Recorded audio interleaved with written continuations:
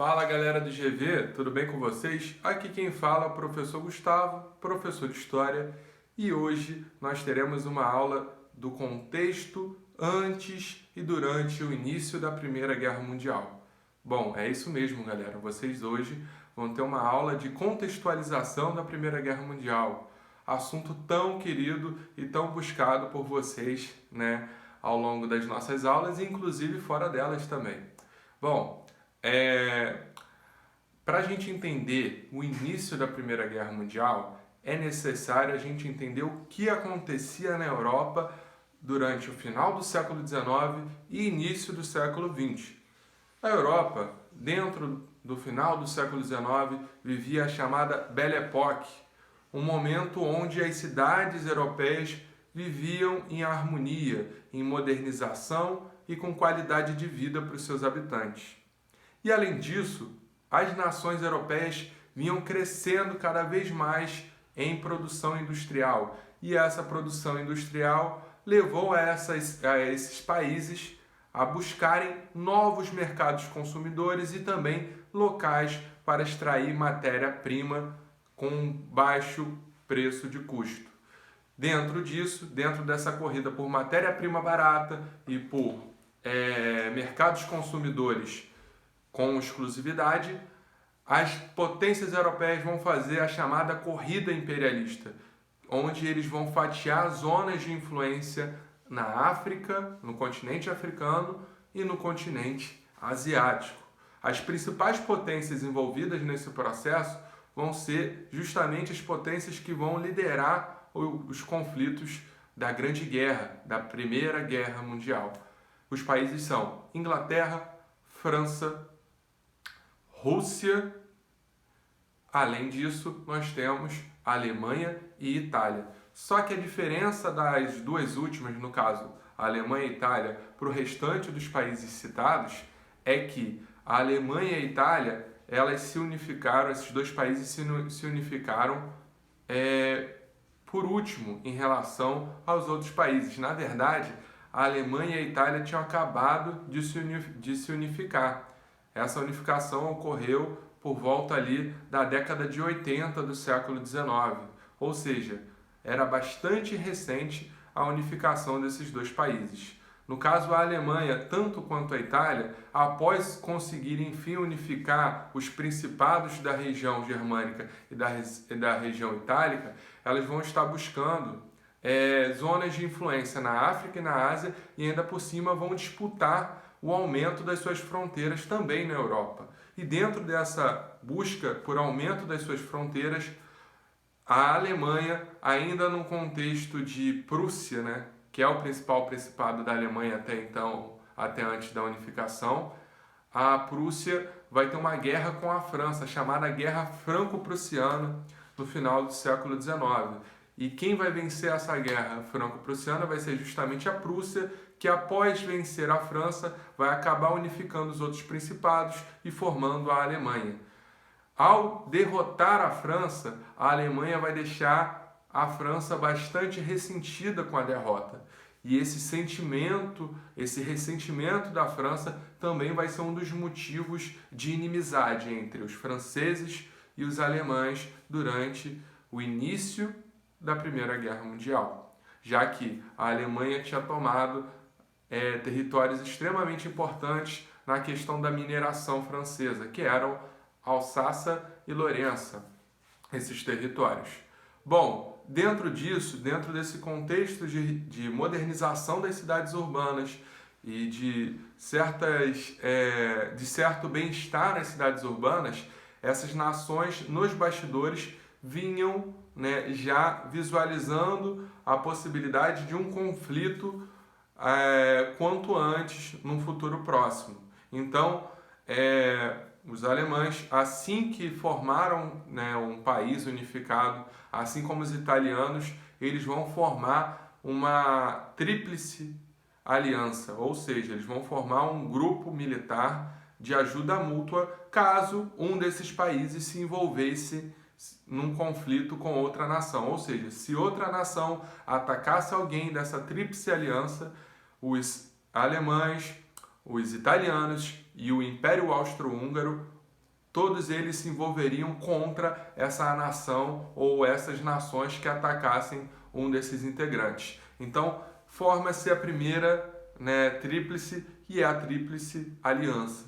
Essa união entre os alemães, entre os austro-húngaros e também os italianos. Então, formada essa aliança, nós já temos o quê? Um início de construção de estratégia militar. E essa estratégia militar passa pelo quê? Pela questão dos bastidores. Dentro dos bastidores, eles já vão começar a se armar, vão começar a comprar mais armas, a trabalhar o treinamento militar dos seus soldados. Esse período vai ser conhecido como paz armada, ou seja, todos os países estavam em paz diplomaticamente até que alguém movesse um único fio de cabelo do outro, a guerra estouraria. Então era uma questão de detalhe, né? Eles estavam se armando nos bastidores, mantinham relações ali diplomáticas, mas a qualquer momento a guerra poderia estourar, certo? Além da Tríplice Aliança, dentro desse contexto de paz armada, onde você tem, né, essa questão do armamento velado, vai se formar também a Tríplice Entente já no início do século XX. E a Tríplice Entente vai ser formada pela Rússia, pelo Império Russo, no caso, pela Inglaterra e pela França.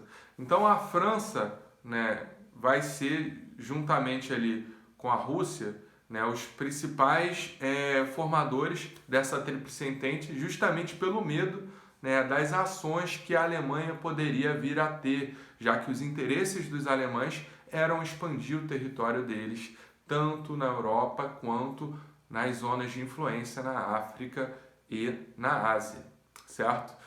Além dessa questão da paz armada, da formação das tríplices e a questão do contexto de pacificação nas grandes cidades, nós temos também a questão do fortalecimento do sentimento de nacionalismo. Bom, o Império Austro-Húngaro, ele era um grande território e dentro desse grande território existiam várias etnias diferentes, certo? E dentro dessas etnias diferentes existiam algumas que se sentiam pertencentes ao pan-eslavismo. O pan-eslavismo, no caso, é o conjunto de etnias eslavas. Essas etnias eslavas, elas são referentes aos países ali dos Balcanes da Europa. Só vocês acompanharem no mapa aí, tá, galera? E além disso, existia o pan-germanismo, que é justamente a construção de um sentimento de nação para os povos que se situavam, para as etnias que se situavam ali naquela região próxima da grande Alemanha. Então, com esses sentimentos de nacionalismos aflorados, qualquer palavra de ordem que fosse dita por uma liderança de Estado, ela seria, né, obviamente, levada à flor da pele pelos cidadãos ou pelas pessoas que se sentiam pertencentes àquela nação, certo? Bom, dentro disso, o início da Primeira Guerra Mundial, ele é justamente, né, estudado, de certa forma, por dois motivos principais.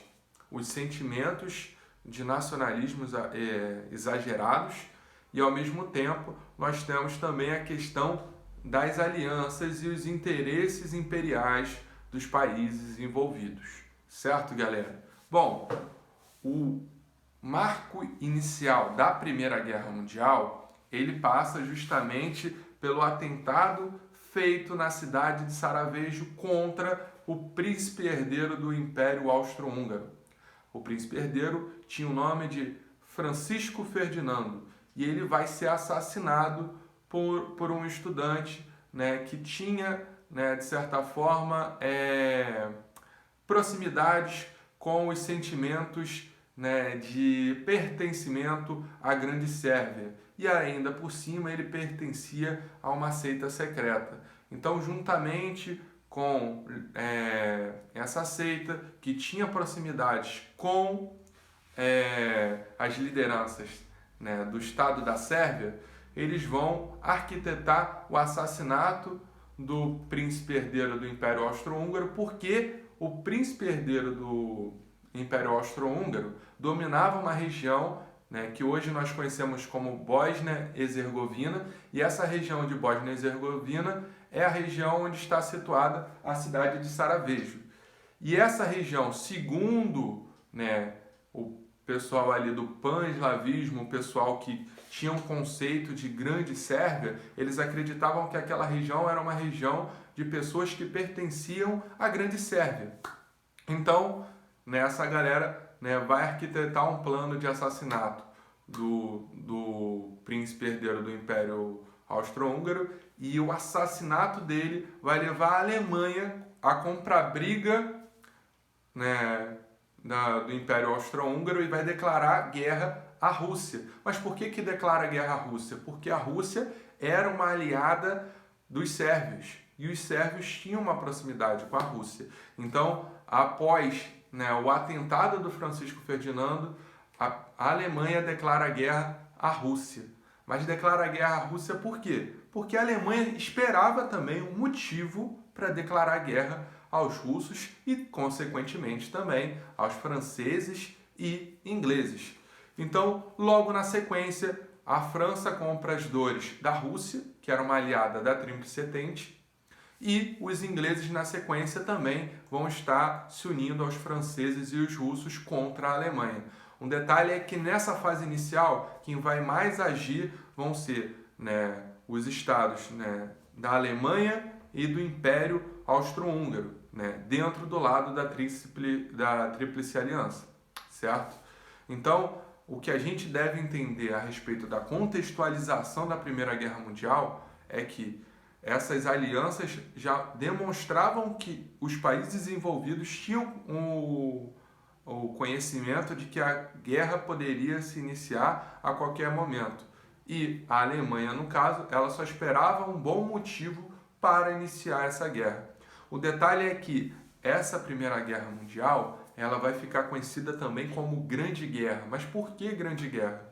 Porque até aquele momento, durante toda a história da humanidade, nós não tínhamos conhecimento de uma guerra tão grande. E o detalhe é que essa Grande Guerra, ela não vai ser só uma guerra entre exércitos. Os exércitos dessas grandes nações envolvidas vão atacar diretamente as populações, algo que não era muito comum dentro de outras guerras que ocorreram durante a história. Então é uma guerra total, uma guerra que é diretamente para atacar todos os pontos da nação inimiga, certo? Espero que vocês tenham entendido o início, né, da Primeira Guerra Mundial, o contexto, e na próxima aula, dando sequência ao roteiro de estudos, dando sequência ao conteúdo que nós estamos abordando, nós vamos trabalhar diretamente a Primeira Guerra Mundial, as estratégias, as ações desses países envolvidos e o seu desfecho. Espero que vocês estejam atentos. Até a próxima. Valeu, galera!